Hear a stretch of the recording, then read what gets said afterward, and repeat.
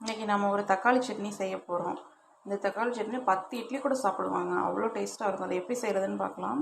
அதுக்கு தேவையான பொருட்கள் வந்து உளுந்து, 2 வரமிளகா, பெரிய வெங்காயம், தக்காளி, புதினா, கொத்தமல்லி, மல்லித்தழை.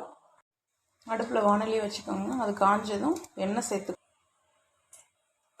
எண்ணெய் காஞ்சி உளுந்து சேர்த்துக்கோங்க. உளுந்து சேர்ந்து கொஞ்சம் நல்லா பொன்னிறமாக வர வரைக்கும் வறுத்துக்கோங்க. இப்போ இது கூட 2 வரமிளகாய் சேர்த்துக்கலாம். வெங்காயம் சேர்த்துக்கோங்க. தக்காளி சேர்த்துக்கோங்க.